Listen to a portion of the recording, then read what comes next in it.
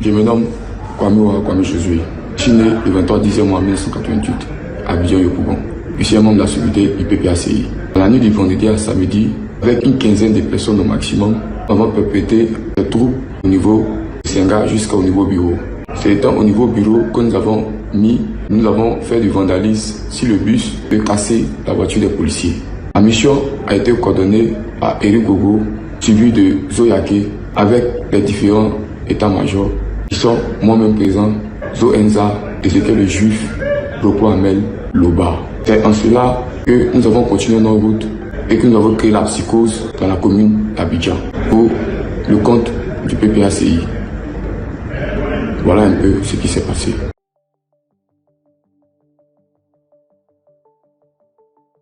Face aux arrestations de plusieurs militants du Parti des peuples africains Côte d'Ivoire, PPACI, consécutives aux violences survenues dans la nuit du 1er au 2 août à Yopougon, Sébastien Dano Djedje, président exécutif du parti fondé par Laurent Gbagbo, a élevé la voix. Lors d'une conférence de presse tenue au siège du parti à Cocody ce dimanche 3 août 2025, il a vigoureusement dénoncé ce qu'il qualifie de répression politique systématique et de tentative de musellement de l'opposition par le pouvoir en place. Revenons d'abord sur la communication du procureur de la République qui a évoqué l'implication d'individus armés et cagoulés dans l'incendie d'un bus de la Sotra et l'agression de policiers. Dano Djedje a insisté sur le fait que son parti ne cautionnait en rien de telles violences. Le PPACI condamne fermement ces actes et exprime sa compassion aux victimes, a-t-il déclaré. Mais au-delà de cette condamnation, le président exécutif a dénoncé ce qu'il qualifie d'enlèvement arbitraire de plusieurs militants, citant nommément Kwasi Brou Eric, Fofana Suleiman, Pascal Zaoli, Gnegbre Kado.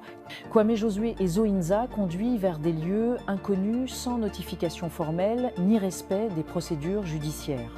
Pour le PPACI, ces arrestations s'inscrivent dans une logique de répression politique orchestrée par le régime RHDP qui l'accuse de perpétuer des pratiques d'intimidation héritées d'un passé sombre.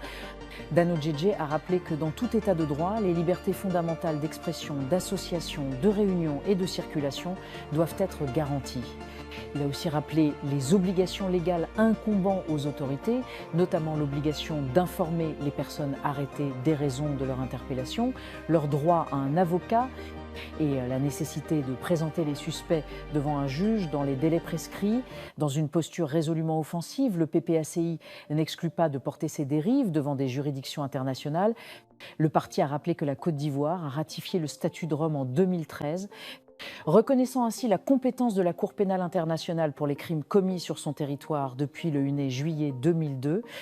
Nous nous réservons le droit de dénoncer devant la communauté internationale les cas d'arrestations arbitraires, d'enlèvements clandestins, de traitements inhumains et de persécutions à caractère politique, a averti Dano Djedje.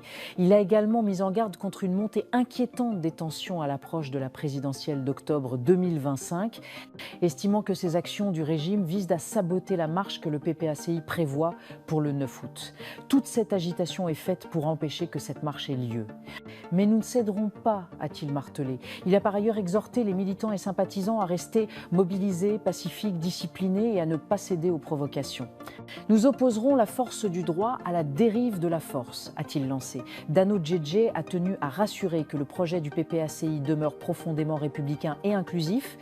Selon lui, la Côte d'Ivoire ne pourra connaître de paix durable qu'à travers une gouvernance qui intègre toutes ses composantes. Gérer un pays, ce n'est pas exclure ceux qui ne pensent pas comme vous.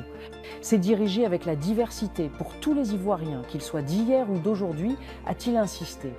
Et de réaffirmer que le combat actuel du parti est clair, porter Laurent Gbagbo à la magistrature suprême en octobre 2025 et garantir à la Côte d'Ivoire une gestion démocratique, fraternelle et prospère. En conclusion, il a appelé à une vigilance accrue dans une bataille politique qu'il veut pacifique, mais qu'il reconnaît semée d'embûches. Ceux d'en face feront tout pour nous empêcher d'avancer. Mais notre objectif est clair. Laurent Gbagbo, président pour une Côte d'Ivoire réconciliée et apaisée, a-t-il déclaré sous les applaudissements nourris de ses partisans.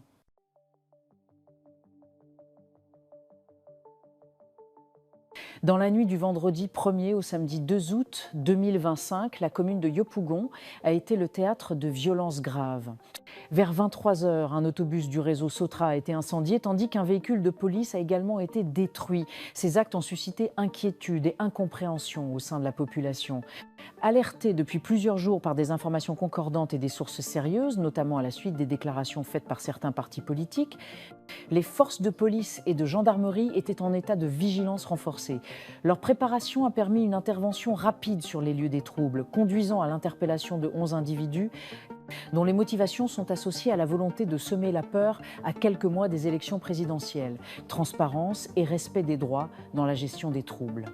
Afin de dissiper toute incertitude auprès des citoyens et des partenaires internationaux, le ministère de l'Intérieur et de la Sécurité a choisi de communiquer clairement sur ces événements.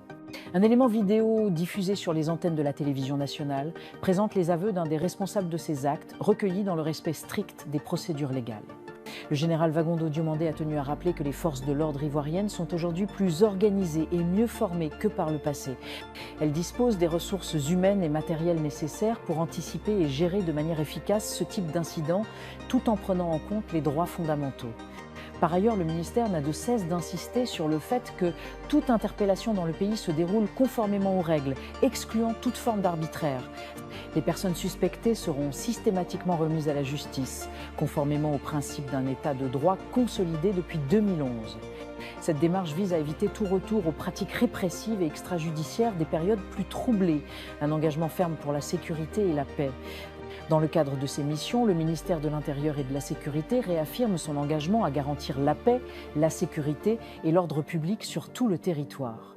Face aux menaces et actes de violence, il met en garde les instigateurs et complices de ces événements. Ceux qui tenteront de troubler la quiétude nationale seront activement recherchés, arrêtés et devront répondre de leurs actes devant les tribunaux compétents. La loi prévaut et le maintien de la sécurité demeure une priorité pour les institutions ivoiriennes. À quelques mois de la présidentielle, cet appel au calme vise à rassurer la population et à affirmer que la Côte d'Ivoire reste maîtresse de ses affaires.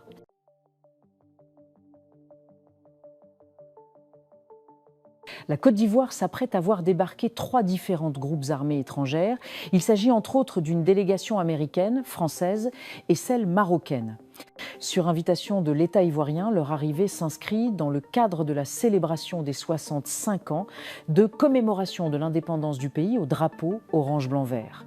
La Côte d'Ivoire va célébrer son 65e anniversaire d'indépendance ce jeudi 7 août 2025. À cet effet, l'armée ivoirienne va sacrifier à la traditionnelle défilé, et ce, non seulement pour la fierté, mais également pour les beaux yeux du public. Du spectacle, il y aura à foison. Pour agrémenter cette journée nationale, les forces de l'ordre du pays peuvent compter sur le soutien des troupes étrangères, comme celles des États-Unis, de la France et du Maroc. Ces dernières ont reçu une invitation formelle de la part de la Côte d'Ivoire. Pour ses 65 ans d'indépendance, l'armée ivoirienne est honorée et sous regard du thème de la célébration. Il s'intitule « Les forces de défense et de sécurité gardiennes de la paix et de l'espérance ». Au programme des manifestations, une retraite des flambeaux, un défilé pédestre et une fresque culturelle. La présence annoncée des forces armées de 3 pays dont la France, l'Amérique et le Maroc est un signe de consolidation des relations militaires, mais également politiques entre ces nations. Pour la retraite des flambeaux, une première dans le pays, 3000 personnes seront de la partie. Le défilé proprement dit comptera 4900 militaires avec 500 matériels et engins mobilisés.